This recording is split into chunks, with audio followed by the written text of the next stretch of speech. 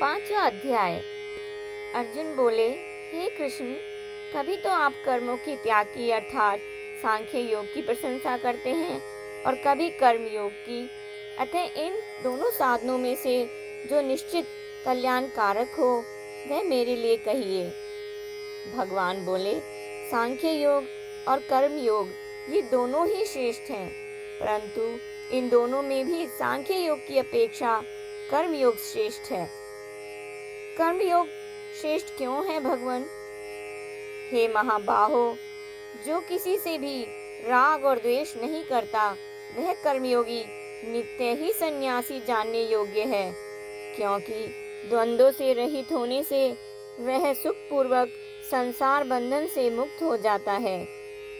आपने कहा कि दोनों श्रेष्ठ हैं, तो क्या दोनों की फल प्राप्ति में कोई भेद नहीं है? बेसमझ लोग ही सांख्य योग और कर्म योग को अलग अलग फल वाले कहते हैं, पंडित लोग नहीं, क्योंकि इन दोनों में से किसी एक में भी स्थिति होने पर साधक दोनों की फल को प्राप्त कर लेता है। अर्थात जो फल सांख्य योगी को प्राप्त होता है वही फल कर्म योगी को भी प्राप्त होता है। इसलिए जो सांख्य योग और कर्म योग को फल में एक देखता है वही ठीक देखता है। जब दोनों का फल एक ही होता है तो फिर कर्म योग श्रेष्ठ कैसे? हे महाभावो, कर्म योग के बिना अर्थात सिद्धि असिद्धि में सम हुए बिना सांख्य योग का सिद्ध होना कठिन है, परंतु मननशील कर्मयोगी शीघ्र ही समरूप ब्रह्म को प्राप्त कर लेता है। वह कर्मयोग से ब्रह्म को कैसे प्राप्त कर लेता है? इंद्रियों को जीतने वाला, निर्मल अंतःकरण वाला, शरीर को वश में करने वाला तथा संपूर्ण प्राणियों में अपने आप को स्थित देखने वाला कर्मयोगी कर्म करता हुआ भी कर्मों से लिप्त नहीं होता, अर्थात परमात्मा को प्राप्त हो जाता है। सांख्य योगी कर्मों से कैसे निर्लिप्त रहता है?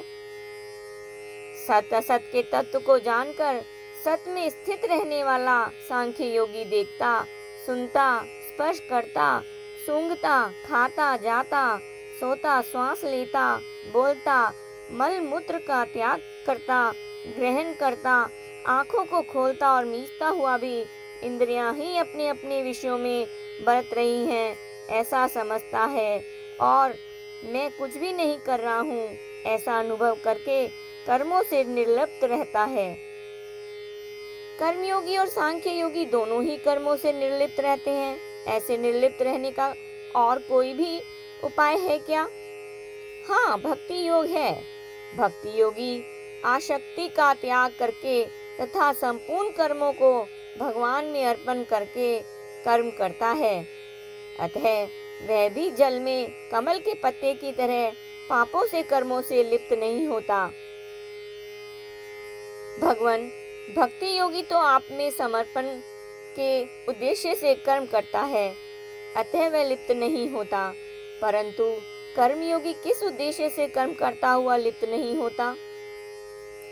कर्मयोगी इंद्रियां, शरीर, मन, बुद्धि के साथ ममता न करके और फलाशक्ति का त्याग करके केवल अंतःकरण की शुद्धि के लिए ही कर्म करता है। अतः कर्मयोगी कर्म फल की इच्छा का त्याग करके सदा रहने वाली परम शांति को प्राप्त हो जाता है। परंतु जो योगी नहीं है वह कामना के कारण कर्म फल में आसक्त होकर बंध जाता है। सांख्य योगी के द्वारा कर्म किस प्रकार होते हैं भगवान? शरीर, इंद्रियां और मन को वश में किया हुआ सांख्य योगी मन से संपूर्ण कर्मों को 9 द्वारों वाले शरीर में छोड़कर न करता हुआ और न करवाता हुआ सुख पूर्वक अपने स्वरूप में स्थित रहता है। सांख्य योगी तो न कर्म करता है और न कर्म करवाता है, पर परमात्मा तो करवाते होंगे। परमात्मा न तो किसी मनुष्य के कर्तापन की रचना करते हैं, न किसी से कर्म करवाते हैं और न कर्म फल के साथ किसी का संबंध ही जोड़ते हैं, परंतु मनुष्य अपने अपने स्वभाव के अनुसार ही कर्म करते हैं और अपने को उन कर्मों का कर्ता मान लेते हैं। फिर कर्मफल के साथ संबंध अपने आप हो जाता है। वे परमात्मा किसी के कर्तापन आदि की रचना नहीं करते, पर प्राणियों के कर्मफल को तो ग्रहण करते ही होंगे। सर्वव्यापी परमात्मा किसी के भी पाप और पुण्य कर्म को ग्रहण नहीं करते, किंतु अज्ञान के द्वारा स्वरूप का ज्ञान ढका हुआ होने से वे जीव मोहित हो जाते हैं, अर्थात अपने को कर्मों का कर्ता और भोक्ता मान लेते हैं, जिससे वे जन्मते मरते रहते हैं। तो क्या सभी जीव इसी तरह अपने को कर्ता भोक्ता मानकर मोहित होते रहते हैं? नहीं, जिन्होंने ज्ञान के द्वारा अपने अज्ञान का नाश कर दिया है, उनका वह सूर्य की तरह ज्ञान उनको कर्तव्य भोक्तृवृत्त रहित करके परमात्मा को प्रकाशित कर देता है, अर्थात उनको परमात्मा का अनुभव करा देता है। उस परमात्मा तत्व का अनुभव और किसको होता है? जिनकी बुद्धि और मन तदाकार हो रहे हैं, जिनकी स्थिति परमात्म तत्व में है, ऐसे परमात्म परायण साधक ज्ञान के द्वारा पाप पुण्य से रहित होकर परमात्मा को प्राप्त हो जाते हैं। उनका फिर पुनर्जन्म नहीं होता। जो परमात्मा को प्राप्त हो जाते हैं, उन महापुरुषों का ज्ञान व्यवहार काल में कैसा रहता है भगवान? वे तत्वज्ञ महापुरुष विद्या विनय संपन्न ब्राह्मण में और चंडाल में तथा गाय, हाथी और कुत्ते में भी एक समरूप परमात्मा को ही देखते हैं, न कि खान पान आदि व्यवहार से उनके साथ एकता करते हैं। समदर्शी होने से क्या होता है? जिनका मन सर्वथा साम्य व्यवस्था में अर्थात परमात्म तत्व में स्थित हो गया है, उन्होंने यही संसार को जीत लिया है, अर्थात वे संसार से ऊंचे उठ गए हैं। कारण कि ब्रह्म निर्दोष और सम है, इसलिए वे समरूप ब्रह्म में ही स्थित रहते हैं। ऐसी साम्यावस्था में स्थित होने का उपाय क्या है भगवान? व्यवहार में प्रिय अप्रिय अर्थात अनुकूल प्रतिकूल परिस्थिति प्राप्त होने पर भी जो हर्ष और शोक नहीं करता, वह मोह रहित स्थिर बुद्धि वाला और ब्रह्म को जानने वाला मनुष्य परमात्मा में ही स्थित रहता है। वह स्थिति किस कर्म से प्राप्त होती है भगवान? जो ब्रह्म पदार्थों में आसक्ति नहीं करता, वह पहले अपने आप में स्थित सात्विक सुख को प्राप्त कर लेता है, फिर वह परमात्मा के साथ एक होकर अक्षय सुख का अनुभव करता है।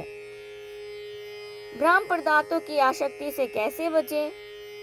हे कुंती नंदन, इंद्रियों और विषयों के संयोग से पैदा होने वाले जितने भी भोग हैं, वे सभी दुखों के ही कारण हैं और आदि अंत वाले हैं।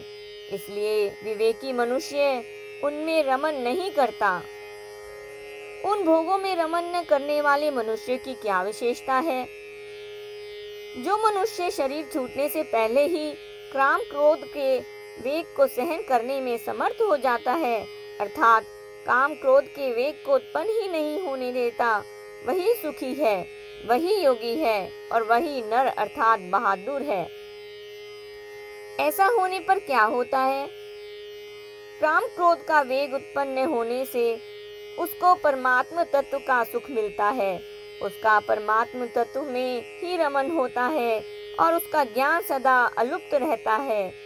ऐसा वह ब्रह्म स्वरूप हुआ साधक शांत ब्रह्म को प्राप्त हो जाता है।